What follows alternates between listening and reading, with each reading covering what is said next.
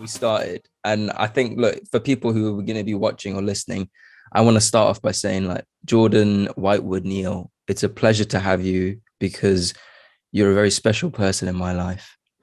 Because Jordan and I went to university together. We did our part ones together at the University of Creative Arts. And in many ways, and I don't think I've told you this, and I'm decided to tell you publicly, that I hate you. No, that I've been inspired by you in ways that have formed the way I think, formed the way I look at architecture. And just by being in university with you, being in your presence. See, this should have been the conclusion because it's getting cheesy now. But whatever, I'll start it in this way because it's true. I'm just telling the truth. Yeah, I think just being in your presence, you were just an outstanding student. And I'm highly competitive, which you probably sensed as well. So just having you there was just, it motivated the crap out of me. And we're going to get into it. We're going to get into how uni was between, all of us. And I think we'll talk about AO as well, because I think having you and AO in my close settings was probably the reason I think I pushed myself so far in architecture. But welcome. Thank you very much, and that's very kind of you to say. Yeah, I think we were a bit. The reason I enjoyed our year group so much because one, we were quite small, but also like we were all very close and we all pushed each other a lot. And I think there was like a few of us, like you, me, AO, that, like you said, were always watching what the other one was doing, but also not in a purely competitive way, but in a, oh, that's really interesting. Let's have a chat about it. And that's so true.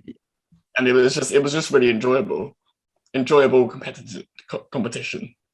That's so true. I make that point to people at the moment as well. Like, when I talk on student stuff or whatever, like you can have competition, you can have serious competition with your peers, but you're still cordial with them. You're still friendly with it. In fact, you'd be like good friends. Like some days I would just come round to yours and we would just sit there and do work together. And, I feel like I put everything on the table. Like I knew I was telling you, like, I'm competing with you. Oh, that is it. But I would never refrain from saying like, oh, that's an absolute incredible idea. Like, how did you do that?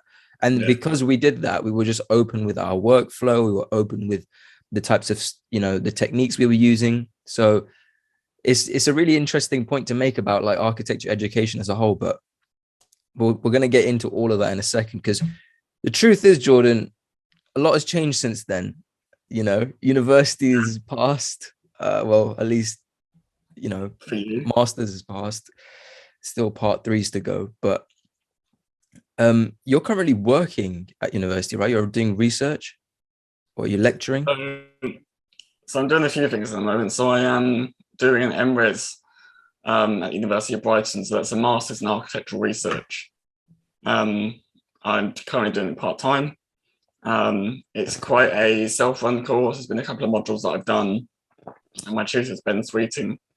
And I'm basically researching the history of disability at the Architectural Association, which has been a really interesting topic to look into. But I've sort of worked part-time in practice, worked at a few places over the last sort of year or two. And I'm also one of the fellows at the London School of Architecture at the moment, alongside Indy and Yanni. Amazing. Which has been set up by Neil Chassor and Samantha Hardingham this year. It's amazing. That's awesome. And we're actually going to get Will Hunter, the original founder of LSA, on the podcast in the next episode, I think. So that'd be really awesome. And I want to definitely talk more about what you're doing at the LSA, because I love the LSA. But I want to start from the beginning. I like to do this with the guests. I want to go all the way back to what life was like as a kid, what you were going through, what your inspirations were. Why the hell did you end up in this field? So where did it all start for you? And don't say the womb, because that will just be a long story. I'm sure there's an architecture student somewhere that's spoken about the womb as the first primitive architecture. Yeah, probably you. Probably me. Yeah. Jordan has the most incredible conceptual ideas, as you guys will learn in a second, and drawings, everything really. Anyway, I'm done blowing your trumpet. Let's go. No, it's a good question. I mean, I don't think any of us can really. I mean, some people can go. There was a point in this life when I was 12 years old that made me want to start become an architect, and I can't really pinpoint that. But I think genuinely it was probably heavily informed by being disabled. In that, when you have a disability, whether it's physical or another disability, you have a special sort of awareness of the spaces you're in. I mean, the first house I lived in was in a small town called Hastings, nearby to Brighton, and which I'm sure you know. And we lived in a 4-story, really slim terrace house. And my bedroom, when I was young, was at the top floor, which imagining now is bizarre. And up until I was about 7, I would go up the stairs, my little brother, I'd play on the stairs and everything. And it wasn't until my disability progressed that it got more difficult to actually live there. And we ended up moving. But I think it's stuff like that which sort of cemented the idea that actually architecture is a really interesting thing to explore from that perspective. But actually, to be honest, it wasn't until my master's that I actually made that connection and actually started to explore disability more in my practice. Wait, so I love this because it's a very different story to what the usual person is, right? Who's like, yeah, I just loved the way buildings looked when I was a kid, and I was intrigued, and or my dad was an architect. Yeah, you're talking about almost a phenomenological experience that you're having as a child. Like, yeah. I cannot go up to my room and I feel kind of, I mean, your entire architectural inspiration and journey was born of this realization that I am deeply influenced by the way the space is designed, to the point where I'm completely restrained and constrained in my life to go to my bloody bedroom if someone doesn't design the space properly.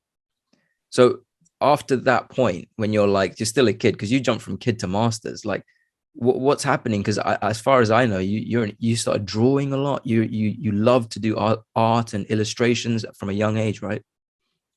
Yeah, I've always done drawing, and I mean, I kind of you lose track of it at some points, especially in like secondary school. The work of like Neil Pinder at the moment will emphasize the fact that those creative processes in secondary and primary education are just absolutely being pushed to the borders. And it was the same when I was a kid. It wasn't something that was prioritized. So I always did drawing, but never really with sort of a spatial sort of bearing. And it wasn't actually until my foundation year, which I also did, similar to you, but it was just in art and design generally, in Hastings, where I started to think more about it. I think that was the first time I sort of started reading Gaston Bachelard, The Poetics of Space, going back to phenomenology. That was something about that, which makes sense now, really struck a chord with me, because it was about that experiential idea of space and how, certain spaces have a certain emotion attached to them. Do you remember, maybe you did it or not, I'm not sure, the first task we had to do in the first year of BA? I don't remember much from first year, unfortunately. We had to make a relief out of card that represented some sort of space. And I remember making this kind of like contour map of my like ground floor of my house, which where the highest parts of the contour were the most important space for me. Like my bed was the most important thing, and that was inspired by Poetics of Space, and it was about what actually is most important to you in your home, and how do you represent that. And again, that was a really interesting introduction to thinking about space in that way. So it's amazing. So like that starter task at Canterbury instantly kind of embedded you in with this task that was like validated your feeling of, okay, I can really think about architecture in this intimate way through the lens of my disability. Yeah. So that must have been, at that point, you must have been like, yes, this is the field for me. Yeah, definitely. But but then the kind of disappointing thing is that even at a uni which was as great as UCA, really enjoyed our time there, we produced brilliant work. It didn't push that side of architecture where you can really explore those more kind of subjective qualities of design. And most places don't, I suppose. But which is why I think it took so long for me to come back to that idea within. Very quickly, what do you mean by the subjective qualities of design? Well, using your own experiences and your own kind of ideas of space to actually inform your design practices.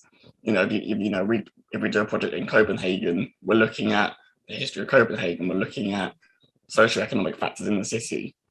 We're not turning sort of inwards and using that to explore a design process. Some people do, but not always. Well, you say that, and my dissertation in first year was on, I called invisible architecture. And again, there's so many parallels I'm finding between me and you in some ways. Mm-hmm. And Gaston Bachelard, Poetics of Space, was like the first book I read as well. And it's weird. I think people need to kind of, I think it's an interesting point for people to recognize that the very first book you read as an architecture student or pre-architecture studies is probably going to inform the rest of your life in this field. Yeah. It's kind of scary when you think about that, right? Yeah, it has an impact, and you don't really realize it until many years later. Yeah, because I keep going back to like my, if I reassess my ideas and I reassess my journey, all of it, even this whole two worlds design thing all comes from a place of phenomenological kind of essence. The idea that there's multiple worlds at work, an inner world and an outer world. That's what two worlds design started off as. So it really is scary to think that, but you're definitely right about what happened at Canterbury in terms of university, and as you say, it applies to other universities, because the dissertation I did was called Invisible Architecture, and I was using my subjective experiences of my house to inform the way I was analyzing space, and therefore making conclusions about whatever, right? So one of the criticisms I got from that was, what is this based on? Like, how can you use your subjective experience? I'm like, well, I thought this was the University of Creative Arts, No, it was an incredible uni. So I guess we can kind of jump into what was happening with us in some ways in university, because that was a fun period, wasn't it? But I think just before we do that, it might be worth talking a little bit more about what actually is your disability. So, there's a list. So I was actually born with something called Proteus Syndrome, which is an incredibly rare overgrowth disorder. How rare? Because I remember when you told me, I was like, whoa, you really are like 1 in a million. Well, I mean, I think it's 1 in 70 million. No. Whoa. Well, I mean, the number that was always said to me as a kid was like, there's 200 people in the world. Wow. But I imagine now there's a lot more than that. Maybe not loads more, but a lot more. But also that, there's also countries where these sort of conditions aren't recognized as much. So it may be in its thousands, but still very rare.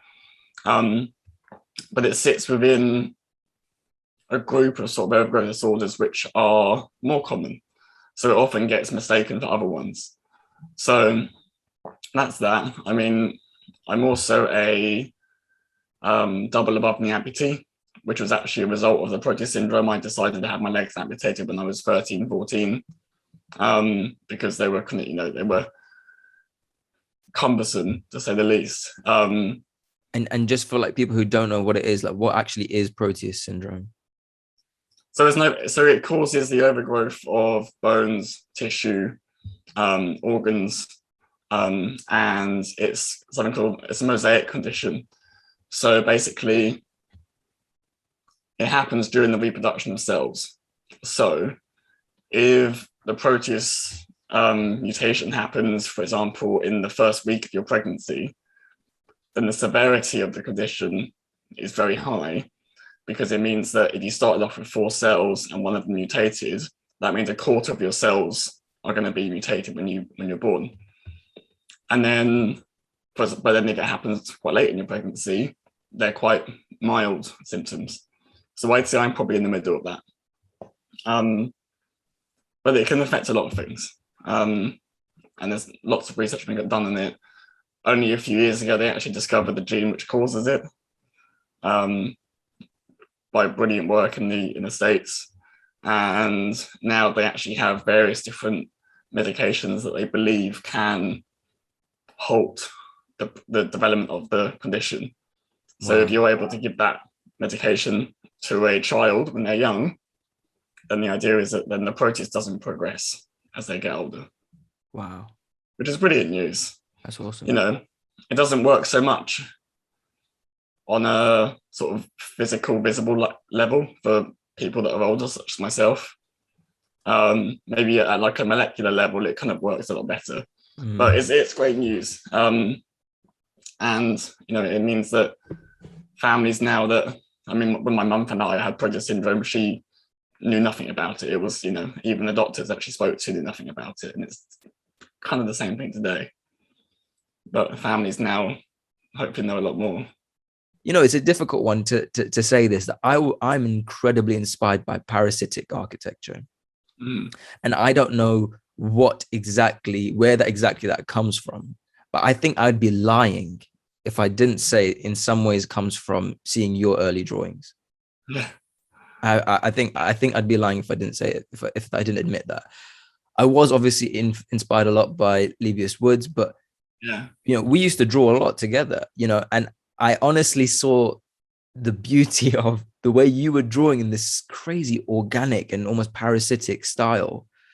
And I do honestly think it inspired me. But do you make that connection? I haven't really made that connection. I think maybe the bit of it that probably spoke to me more is the fact that it was a much more flexible approach to understanding a space in relation to something else. When you have a disability of any sort, you are almost forced to engage with space or objects in very different ways. So the way you sit in a chair, the way you lie in a bed, the way you move about, the way you transfer from one thing to another, the way you pick up objects, you know, all these different things is very different to how most people do it. And what that allows you to do is it forces a particular extra kind of amount of engagement with that object or space or whatever. So I guess if you sort of think about it in that way, the parasitic sort of style of architecture is about that kind of almost, you know, it's almost as if the two things are becoming one thing. You know, they're so entangled with each other. I can see that now for sure. You know, like when you were drawing diagrams, they did not look like the traditional architectural diagrams you'd see in books or whatever. They were curving, they were undulating, they were bubble-like, they had voids, and it was just like, what's going on with this guy? He's doing diagrams in a way that is as if you're drawing molecular structures, I have to admit. And I can definitely see that, you know, because of those early experiences you were having of, you know, how you saw things through the lens of disability, and that informed your architecture. Of course, your architecture was going to be of a slightly different kind of language. Yeah. I mean, I've been reading an essay recently for part of my research, which is the case for conserving disability by disability researcher Rosemary Garland-Thompson. And in that, she talks about how sort of disability is essentially the sort of antithesis to modernism, to modernity, because it fights against that idea of standardization, that idea that, you know, everything is set and everything fits into this sort of idea of what space should be. And the reason that disabled people struggle to adapt, struggle to live in the spaces that have been created in a very standardized way, is because we are the complete opposite of that. We don't work with those spaces as well as normal people do. But what's wonderful is that we adapt to them. And although we can adapt to them, there's also a question of how can things now start to work for us as opposed to against us. Does that make sense? It really is. No, it makes complete sense. It really is a fascinating topic to think about this, because it ties into the political conversations going on as well about inclusivity.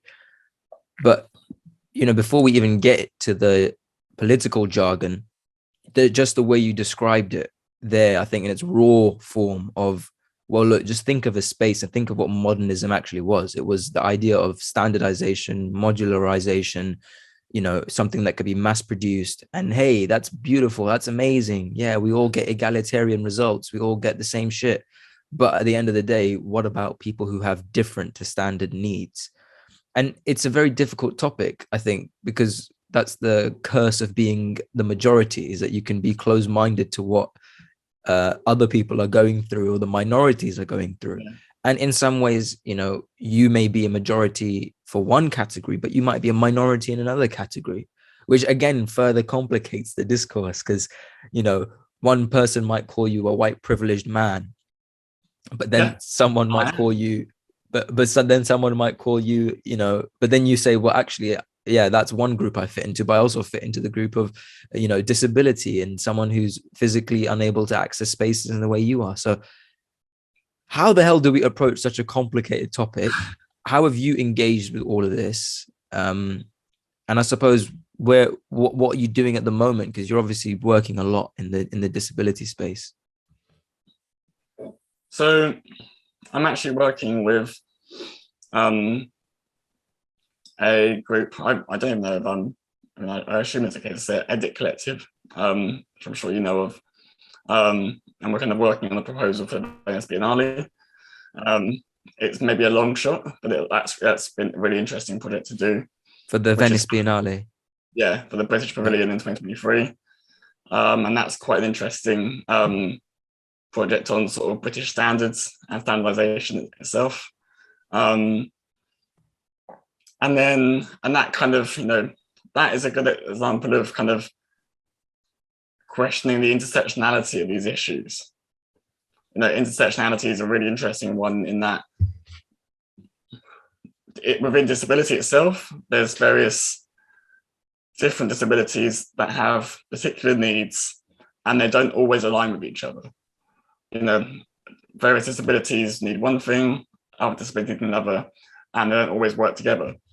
But then there's intersections of how sort of more positive intersections where the, sort of between feminism and disability, where similar sort of between what disability? Feminism and disability. Okay. So a lot of feminist discourse has a really high sort of relation to disability discourse, which is something I've tried to engage with as much as I can, because I think especially in terms of like domestic space, labor, exploitation, there's a lot of similarities there, and a lot of things that work together. One thing I've researched is sort of the work of Martha Russell, who was sort of a disability scholar. And going back to what we were saying about sort of standardization of spaces, she sort of wrote about how the Industrial Revolution and the way sort of processes of production were standardized actually created an exodus of disabled people from the workforce. It created a group of disabled people because they were taken away from that labor force. And that started one line of discourse, but then now we're talking about how we need to move away from this idea that sort of value is based on production. And because if you view someone's value as based on what they can produce, that's where you get into kind of like eugenics and the way disabled people are viewed as unproductive and therefore not suitable for society. what we add to that is that of the question of how do we not only design for a large variety of people, but how do we include a large variety of people in the process of designing in the first place? And that's the conclusion that we generally come to, is we need more people in the design process. But then it's like, okay, then we need more people, diverse people in design education. Then we need to include more diverse people in secondary education to be able to want to go into that profession. And, it just goes back and back and back and back, which is why my interest is sort of in education and how you can improve sort of not just demographic diversity, but also in the way you're learning, in the way you're practicing. And it doesn't just mean that disabled people practice in a different way. It means that anyone in architecture school can learn to practice in a different way, and therefore, gain knowledge and empathy about different ways of seeing and experiencing space. But it's very challenging, and I don't necessarily think that the answer is that we will have loads and loads and loads of disabled designers and architects in the profession anytime soon, because it's going to be a long process in sort of, fixing that inequality that's in architecture schools and in practice. But maybe what we want to look at is how do we start to acknowledge and value the knowledge that disabled people just generally have in understanding space, and how can they become part of the design process? Practices already have community engagement models of design projects. They engage with the community that they're working with, and they use that to sort of inform the design process. But how often is that similar model applied to disability? How do you get multiple diverse voices as part of that? It's really interesting, and I think I always feel that it's people like you who are going to be able to make real changes, in the sense that if you have people who are taking research to the forefront, who are bringing the conversation in a very incredibly interesting way. And I think when we go through, hopefully if we can go through your President Medal nominated dissertation, which was on this topic, I think it's things like that that are going to start to make big changes.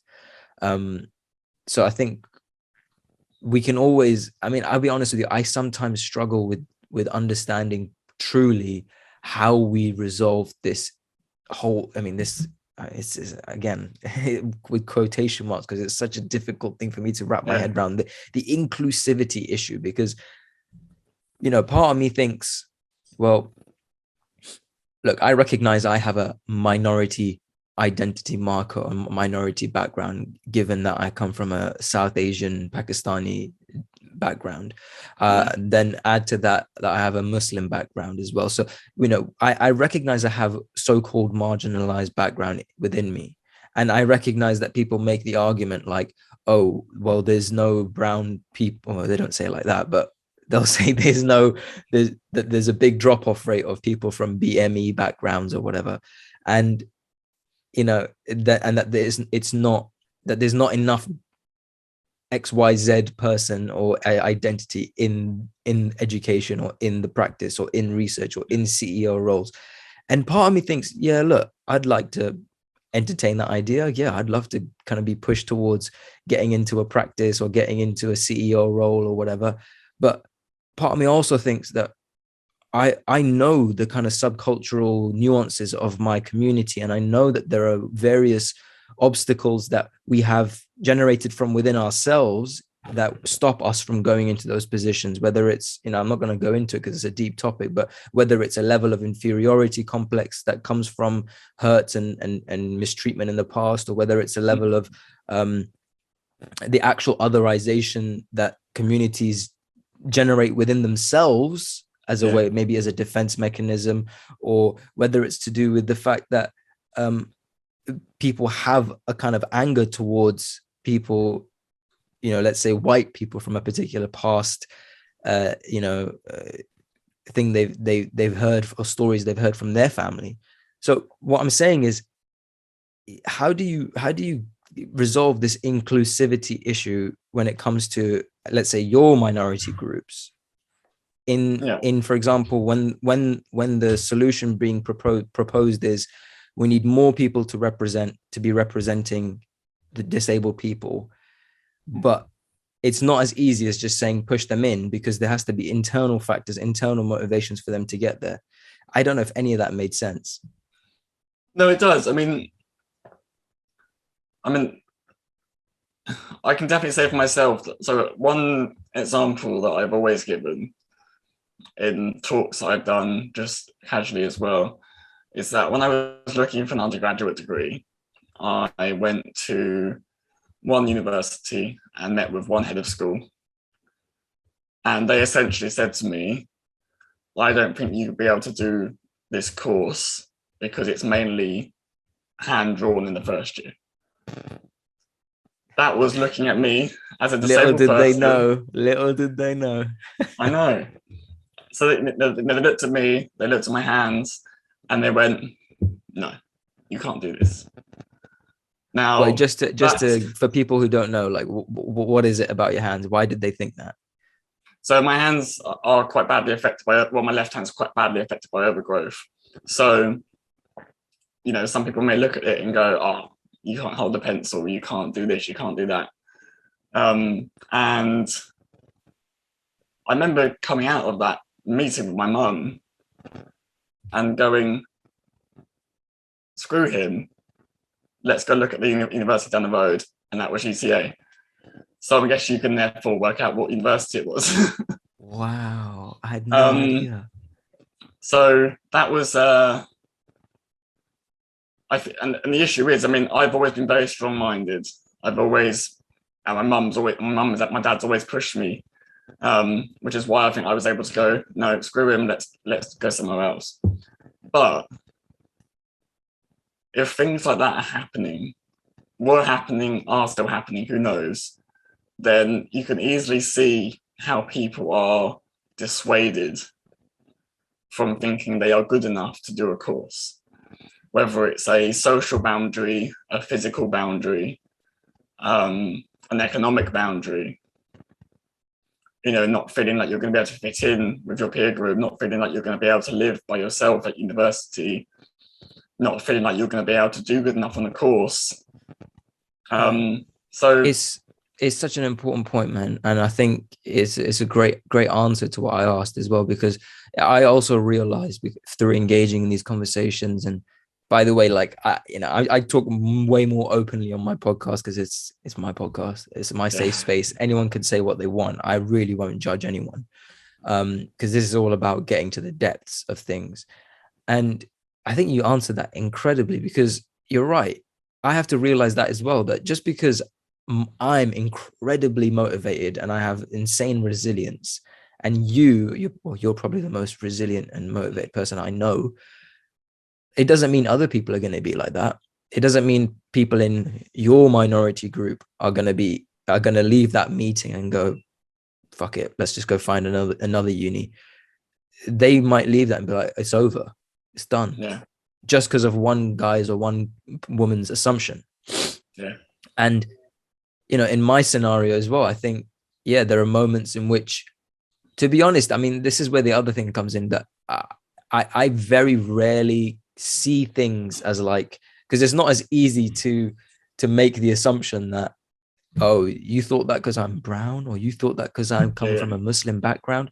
At times it is easy to tell what somebody's prejudice is, but with your example, it's probably way more easier to tell when somebody's being prejudiced about your disability.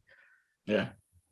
But so I think there's something there for me to learn as well, which is, you know, just because you have a certain level of motivation or a certain level of resilience to overcome that personal attack or personal assumption or whatever mistreatment, it doesn't take away from the fact that some things still need to drastically change in people's perception around minority backgrounds and people's, you know, differences.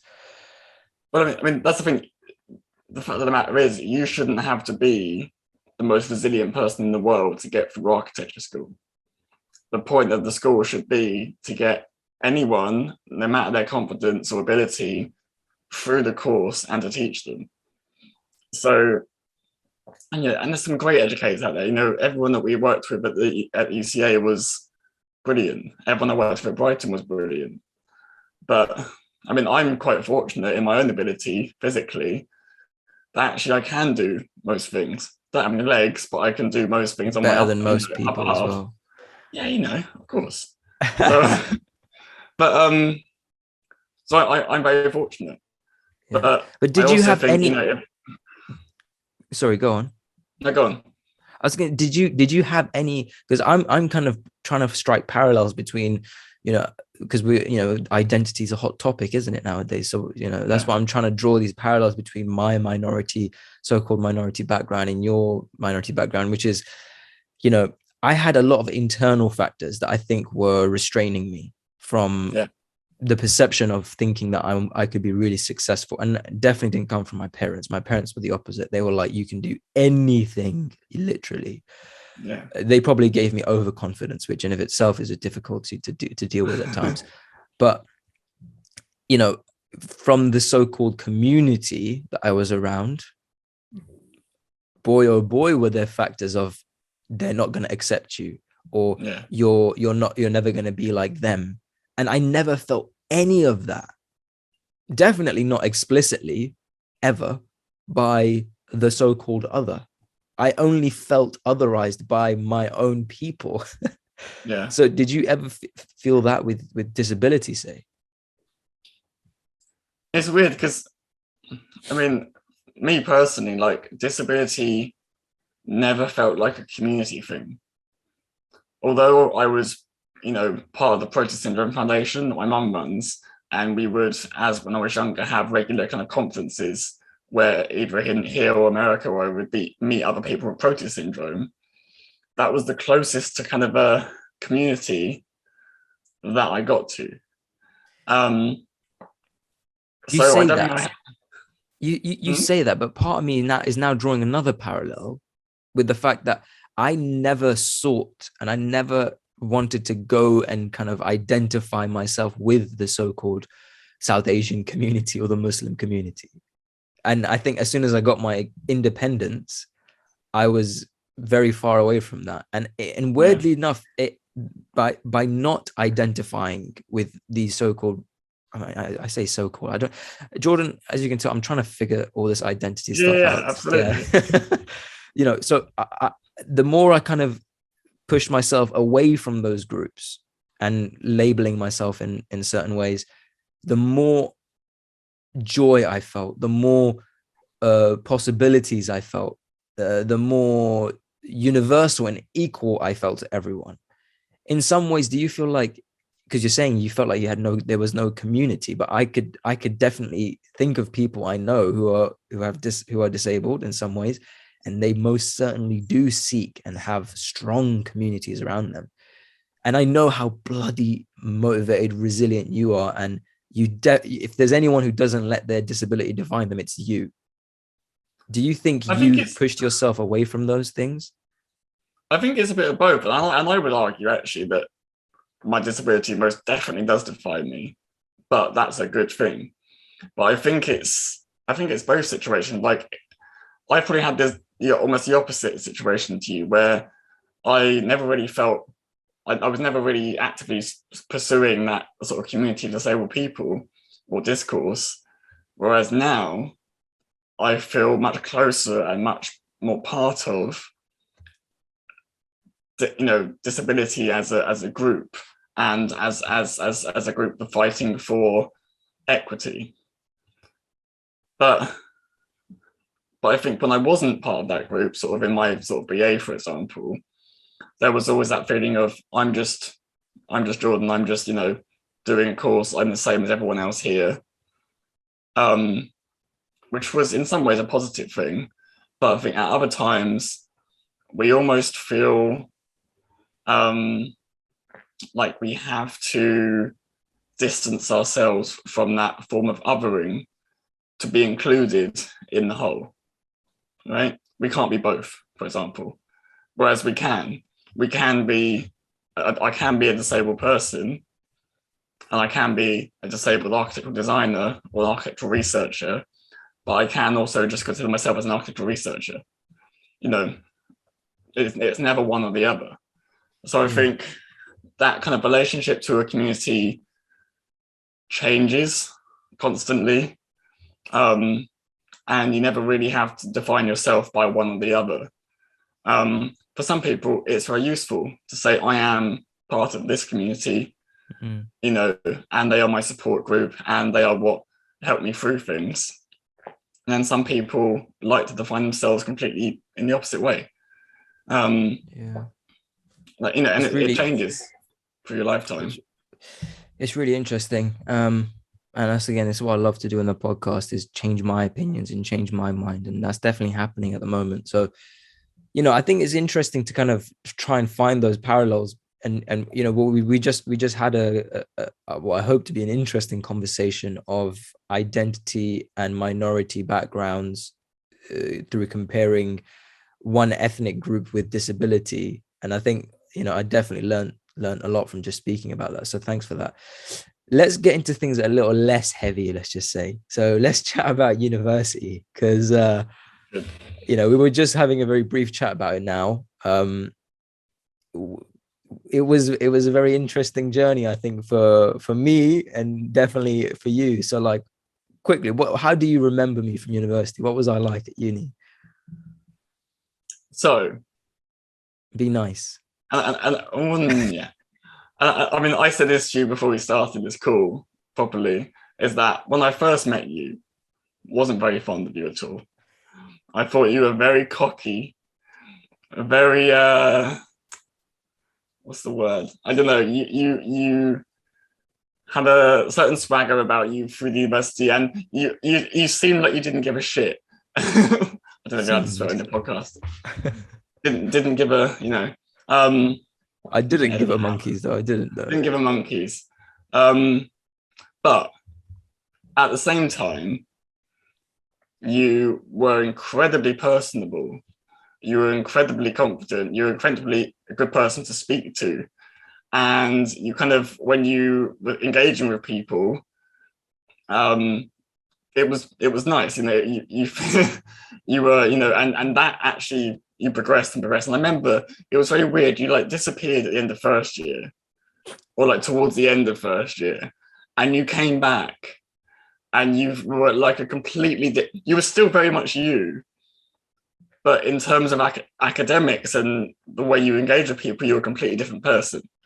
And it was, I don't know, maybe you can speak more about what that turning point was for you, because I'd be really interested. I think I have an idea, but I'd be interested to hear it. What's your idea? Well, I remember you going when you found religion again. Is that correct? Yeah, there was definitely a kind of a religious level of, I guess, finding myself in a way that was tied to religion and scripture. Yeah. And you know, it's so. And at the time, we maybe had a couple of conversations about it. We didn't really ever talk about it much. But what you came back to uni with was actually like you felt you all of a sudden were passionate about what you were doing. You were passionate about the course and about engaging with all of us and, you know, just moving forward, which was really nice.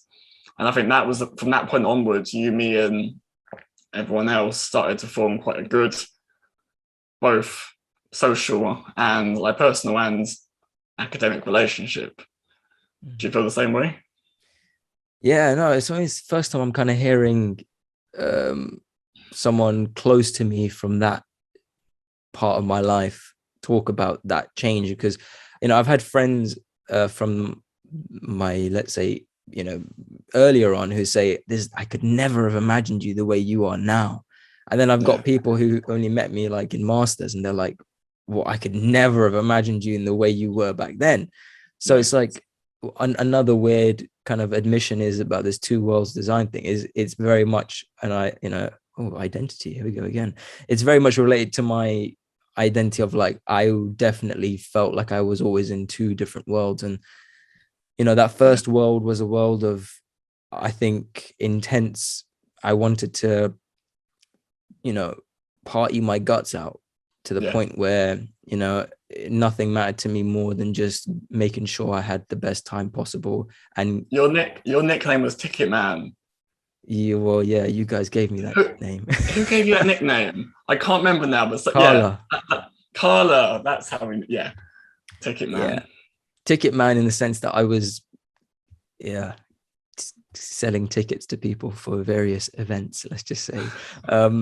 Well, look, this was the thing. I mean, I don't want to make this about me, but just briefly, like, yeah, I was pursuing a life of trying to, well, weirdly enough, I just needed to know where to direct my passion. I think that's the way I should describe it, because I had a lot of passion, a lot of energy, and it was just coming out once I realized I was capable academically. And a lot of that was down to my brother, who, you want to know something a really interesting story, actually. So it was one phone call I had with my oldest brother, and I think, you know, by this point, Jordan, I'm like, I like flopped everything. Like, I flopped my GCSEs, I flopped A levels. I never was focused. I always heard the same story from like specific teachers that, like, we know he's super capable. We've seen glimpses of it. He's so distracted. He's so interested in being the class clown and whatever, you know. And for me, it's like, I didn't know any other way of being. So, you know, fast forward, the failing academic life is, you know, that's me. I don't give a shit about that anymore. But I didn't give a shit about that. So all I cared about was, where the hell is my energy going to go? I knew I loved entrepreneurial things. I knew I loved creative things. So that's why I was in the environment I was in. But I think at the point where I was about to fail first year, I think my brother on the phone to me just said, I think we were talking about what to do going forward. And he said, why don't you just get a first? And I was like, what? He's like, yeah, why don't you just get a first? I'm like, a first class degree? He's like, yeah. And I was just like, I didn't even go, you think I can get a first? I think all in that one freaking moment, there was like a whirlwind of just my head just going, I can do this. And then at that point, I was like, do I like this? And then at that point, I was like, that's when Two Worlds Design started, because I was like, I need to do something that's going to help me realize whether I do like this passion. Because if I find out I like this, then boy, oh boy, watch me put my passion into it and watch me get a first and watch me do it. So that's literally how it started. And the religion thing's interesting because I always felt an affinity towards religion in its fundamental message and its fundamental aspect. I felt like the closest thing to the truth to me, if you want to go deep on things, but I never really related to, and I guess this is where the identity conversation comes in some ways as well, because I never really related to the way religion was being practiced in the UK by particular identity groups who, in my opinion, in some ways hijacked the label of what Muslim is, and now everybody sees let's say post-terrorism attacks and whatnot, people saw Muslim as a very specific thing. It was like somebody, I'm going to be open, people thought, oh, a Muslim is somebody who has a big old beard and has a hat on their head and wears a big thobe and, tries to speak a foreign language. And for me, I was like, I've obviously dumbed that down and played into all the prejudices, but that's the point I'm trying to make. So for me, it was like, I know that I identify with this thing, but not in this way. It's not about the surface. It's not about the garments. It's not about the surface level identity markers. It's something deeper. So long story short, I went into all of that and I realized there's something incredibly empowering about being a believer. So I didn't want this to be a massive, let's talk about me, but I think it kind of sets the scene as well of like how our relationship changed, because obviously, as you said, first year, I knew of you, we spoke. I always liked you, by the way, even though you didn't like me.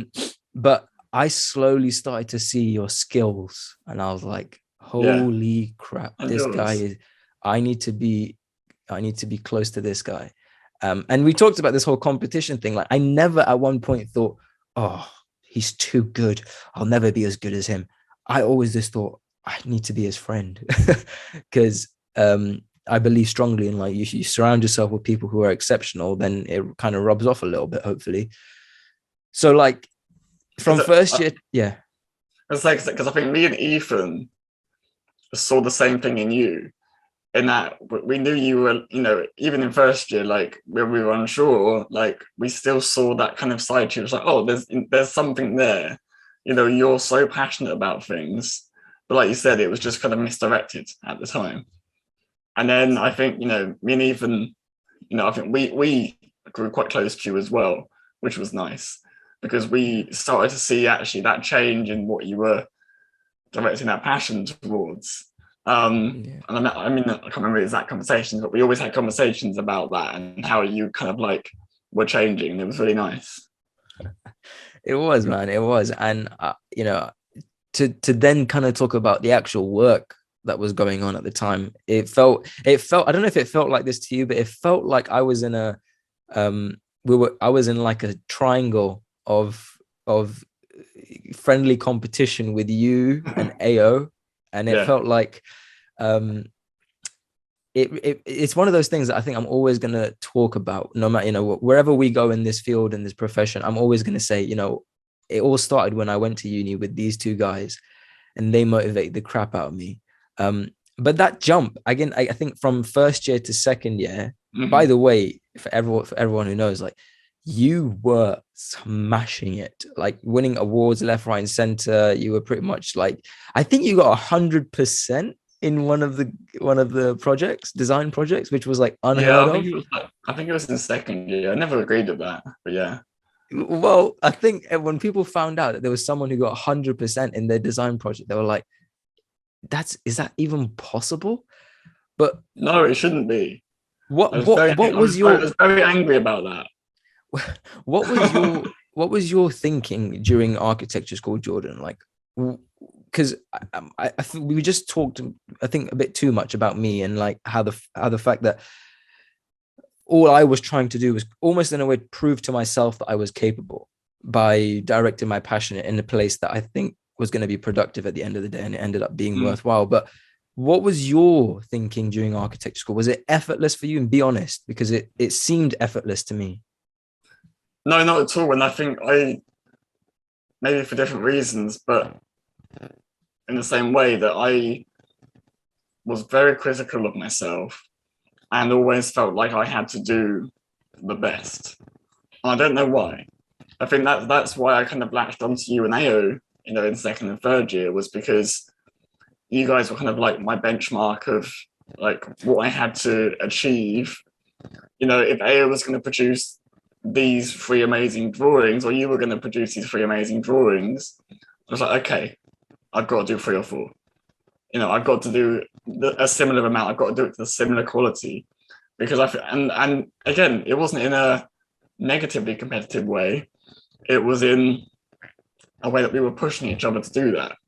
But it definitely wasn't effortless. I think I always found in my projects that I would spend 80 to 90% of it overthinking and struggling with it. And then I'd have like one evening where I go, oh, okay, that's what I need to do. And then I could just progress from there. But it was never kind of like, oh, I've got it straight away. It was always difficult. So you thought you did a lot of deep thinking, and you did a lot of, because I mean, I saw it in the way you did your drawings as well, that you kind of invented your own ways of drawing diagrams. And I think a part of that was also related to the fact that was pushed a lot in UCA to like be really outside of the box with your drawings, especially. I think I never felt like I could do the same as someone else. Which I felt the same. I felt the same. I don't like that quality. Like, I don't like the idea that I was constantly trying to reinvent the way to do something. I mean, it's you know, it's interesting because, you know, it was like in middle of third year or something where I think Sam brought round a book. I think it was our tutor.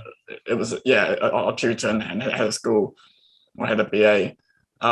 He brought round a book of James Stirling's drawings, and it had those worm's eye views in it. Yeah. And yeah, right. And Everyone got onto the worm's eye hype after that. Honestly, that was like the first thing I did, like over the Easter break, was start producing these worm's eye drawings. And so did AO, and I think maybe so did you. I can't remember now. Yeah. Well, I did too. I think once that book came into the studio, I got exposed to it from Gabriel from the year below. Second. Yeah. I think they were all like surrounded around this book, and I was like, what the hell's going on here? And these are the out of hours competition. This is, when people talk about the competition in architecture school, I sometimes think, well, I actually found a lot of joy from like the intense competition, and like if you're there in the dark and the out of hours and people are surrounded around the worm's eye book, and you're just like, and we do need to get onto ping pong at some point. Oh yeah because we'll come back to that. But yeah, like it was just again, go back to that, it was that need to create something new, which is why I think it was 80% trying to think of something new and 20% doing it. And I still do it now, which I don't like. I'll read and read until I start writing. But I feel like that's the competitive spirit at the end of the day. And dare I say, I think that's why you've reached where you've reached. It's why I've reached where I've reached. It's why AO is reaching where he's reaching. It's, we have that bug, whatever that bug is.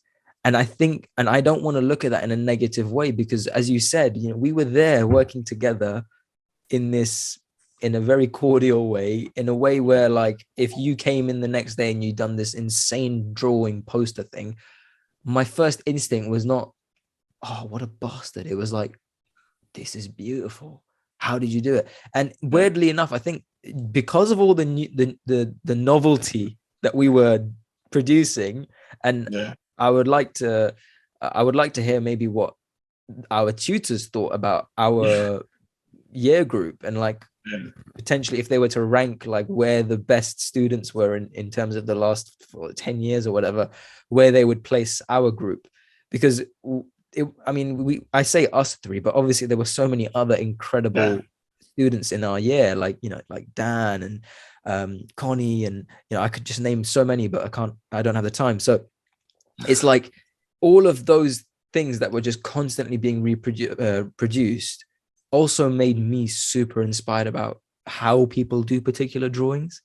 And that's what's now put me in this position of being intensely curious about drawings and trying to open up the discourse on that and show people how to do particular drawings, because that's something we all struggled with in some ways at university. And I think after I left uni, I realized how much students actually do struggle with that. And it still strikes me that you came from this place of you would instantly, like you said, you would go home and think about it. You would come in the next day or whatever with something just like, where the hell did this come from? How did you, what? This is how I'm going to equate it, because I don't put myself on the same level as you and AO, by the way. I think AO is like, I think AO is like Cristiano Ronaldo. And I think you are like Lionel Messi. As in, I think for me on the outside, it feels like all of that magic just comes naturally to you. You don't seem to like lose too much sleep. You probably will say that you did, but AO was like the insanely hard worker who still came up with just the most outstanding work. I guarantee you AO worked a lot harder than I did. Yeah. Like AO was just an absolute machine. He was. And he would just, he'd come in the next day looking like he'd slept about an hour because he had. But he'd done amazingly well. Like, that's why I feel so blessed to be around you guys, because I think that I learned so much from being around both of you. Like the hard work that AO put in, I was like, that's how you get these results. And looking at the talent and the outside of the box thinking you had, you guys literally, I think if you guys weren't around me at uni, I wouldn't have taken the steps I did. And I think there's a lot of positive aspects to all of that. but I think it also speaks to a very individualist portion of architecture school that is still the main thing that happens today, where, okay, yes, we found that competitive nature very positive and it kind of pushed us, but it also maybe pushed us sometimes way further than we should do. And I think it's a shame we never got to collaborate more. And I think the option was always kind of there, but it was never like pushed. It was never kind of like suggested or made possible, which is a shame, because I think that collaborative side to architectural education, it happens in some universities. Some schools do group projects and group designs, but it's not a common thing, which is a shame, because I think if it was, it would not only tackle some issues of overworking and stress and various other things in architecture schools, but it was also actually improve the way we address things. Imagine the intersectional conversations we would have to come up with a design if you, me, and A were working together. It would have been incredible. I think you make a very good point there. And, this is being talked about a lot more, because if you think about what the outcome is in architecture school and where we then go off as practitioners, I think it leaves a big void in our ability to work collaboratively, and also I suppose, the outlook and perspective we then have on the profession, because we could easily have a much more collaborative outlook on the practice. And to be honest, practice is almost never an individual, pretty much never an individual endeavor. Yet when you leave architecture school, you think you're on this kind of road to becoming the star architect, and it's like, that's not how the real work. That's what you're taught, isn't it? Yeah, and it's like, that's not the way it works. History and theory, like, you're always looking at the architect who designed this building, and never the design processes or practice that went, that was behind it. Yeah, and it's like, we're talking about it in a very fun way. I think a lot of that has to do with just the fact that it's nostalgia. It's reflecting on memories with people you liked, you loved, so I think the fundamental point you bring up there is really important, that if architecture school was to evolve, and we have so much more to talk about. I just realized we just spent most of that time just chatting about uni life, which is fun, right? But it means we're going to have another conversation, most definitely, where we can talk about the future of architecture school, because you're very much embedded into into education. I'm very much embedded into education as well. So like, we're also seeing the ARB is about to make the biggest changes in like the last half century. So the education system, part 1, part 2, part 3 system is probably going to be scrapped in the next year or two, which is crazy. But who are the people that are going to define what that is? That's us, unfortunately. That's us, because the ARB have a survey out. You guys can go right now to the ARB website and make sure you do fill that survey, and I'll probably leave a link in the description. But very quickly, where do you think architecture education is going, and where would you like to see architecture education go? Just kind of connecting everything we've talked about as well, because we've talked about the outlook of people from marginalized groups. We talked, I think, disability. I think you should talk about it specifically, because disability is your specialty in that, in some sense. And we didn't get a chance to go through your actual dissertation, which is why you guys need to tune into the next discussion I have with Jordan, because we're going to go through his President Medal, Silver Medal nominated project, which is incredible and is all to do about disability. But if you can just talk to me a little bit about, one, where you think architecture education needs to go, and also very quickly what your dissertation was about, in whatever order you want. So I'll try and talk chronologically. So my master's thesis was what can be described as an autoethnographic piece of research. And autoethnography is defined as almost a study of the self. So it's a very subjective piece of work. But that also raised questions of the value of subjectivity and objectivity and so forth. But essentially, it was based on my experiences in the Ashdown Forest, in trying to traverse a landscape in my wheelchair, and what that made me think about philosophically in terms of embodiment, in terms of our relationship to objects and so forth. And that was actually, that was a real turning point for me in actually realizing that my disability can become part of my research and my practice, and is actually a really valuable thing. So that was the sort of the basics of that. And that kind of indirectly led to what I'm researching now, which is sort of relevant to your initial question, which is about the history of disability, which is specifically looking at the AA. And I became particularly interested in the AA because I was looking at architecture education and thinking back to what I discussed about how disabled people have such difficulty in accessing schools of architecture, whether it's socially or physically. And the AA, for some reason, to me, just struck me as a really interesting example of this, both in terms of its privatization, but also in the fact that it inhabited a kind of uncommon building, in Bedford Square, like a domestic scale building.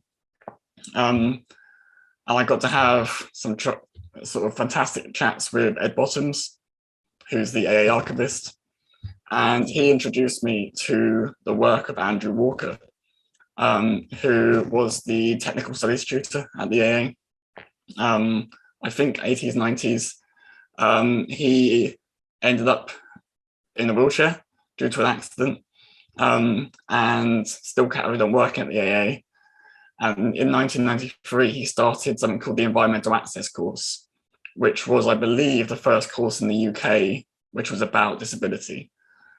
And it's an interesting one because it was not students, it was professionals, disabled or not, engaging with a course which was about learning about disabled design, inclusivity, in all kind of aspects. It ran for several years, and there's various bits about it in the project reviews, which I've got. And in that, and I'm still trying to uncover parts in the archive now. I haven't actually been able to get to the AA to look at it, but so I'm trying to uncover the work that they actually managed to produce. But what's interesting about that is that, it wasn't integrated into the AA's main curriculum. It wasn't part of first year work. It wasn't part of diploma. It wasn't sort of in the uni system. It was its own course, which in many ways at the time was revolutionary. It was brilliant. And there's been similar courses to it in the US, for example. But what I'm looking at is what that can teach us, like the sort of the success of the course, but also the failure of the course and why it ended, and what that can teach us about how we move forward now, which I think comes down to the fact that, yes, there's the issue of accessing architecture schools. Yes, there's the issue of how we participate in architectural pedagogy. But there's the wider question, which we've kind of touched on, is how do we learn? How do we make? How do we design? How do we draw? Which I think is a really interesting one for you specifically. How do we think about and represent architecture? And a lot of my work is about this idea of interdependence. We know what the word means. It's this sort of not reliance on somebody, but that sort of collaborative relationship you have with someone. And it's often related to this idea of care. So care and architecture education is something that we don't often associate with it. Probably the opposite of it. We work ourselves to the bone in architecture schools, and students still do. But how can care start to be embodied within it? So in terms of the future of what we do, I think that has got to be a much more fundamental part interdependent thinking, care, and how we relate to other students, but also how we can diversify and make equitable architectural pedagogy itself, and not just institutions. Obviously, actual physical access is also important, and it's almost the sort of the starting point. You know, the AA itself is notoriously inaccessible. You know, it inhabits a Georgian building, but that's just one step that needs to be addressed. But it's also it's often the one that is just purely addressed by itself, as if that's a way to make a school accessible. Yeah, that's amazing. I can see, I always like to kind of tie in the beginning and the end of episodes, and I can see, from the moments that you're walking into your house and thinking, my life is changing. I won't be able to get up to my room one day because of the way this house was designed, the way that my bedroom is on the top floor, and you questioning the kind of the foundations of the way that space was designed through the lens of disability, and thinking about how fundamentally there could be a systematic change in some ways that would not just solve the issue you face, but solve the various issues other people would face. I think you're taking that same level of thinking into what your research is doing right now. And I think it's beautiful. I think what you talk about in terms of bringing people away from the idea of standardization and maybe just questioning what standardization is and what standards are, is a very important conversation right now. And then because of the depth of this research and I think the nuance an excellent thinker like yourself brings to it, you're relating the physical aspects of space and the physical aspects of architectural research with the very deep conceptual and systematic levels of architecture. So it's a joy to hear, how much you're progressing in this field as well, Jordan. I would like to have you on as a regular guest just to catch up. I think there's so much we can talk about comfortably, and with excitement as well. So, maybe when you're on next time, we'll go in more depth about your President's Medal research. We'll also go into hopefully seeing your drawings. If you can bring some of those, that'd be incredible, so people can see where the hell I was inspired from. And it's just been a joy to have you, mate. It's been a pleasure. I think there's a lot we can talk about. I mean, the fact that it's been an hour and 40 minutes almost is ridiculous. It's felt like 20 minutes. But I'd love to have lots more chats with you. Drawing would be a really interesting one to talk about. Your passion for it, especially in relation to what you've done at Bartlett with the course for visually impaired. There's so much there I think we can start to unwrap. So definitely. Yeah, definitely. In terms of thinking of, architectural representation as well. Like, how do people engage with a drawing? If it's strictly a visual drawing, how the hell do people who are blind or visually impaired engage with that? So there's a lot to talk about. There's a lot. I absolutely loved it. Thank you so much. And thank you. Is there any quick plugs that you're working on? Is there anything you want people to check out? No, I think my work's all quite quiet at the moment. It's but as soon as I have something to plug, I know where to do it. You're gonna come out as a storm. I think this is the silence before the storm, isn't it? Thanks, everyone. See you on the next episode. It's been a pleasure. Thank you very much.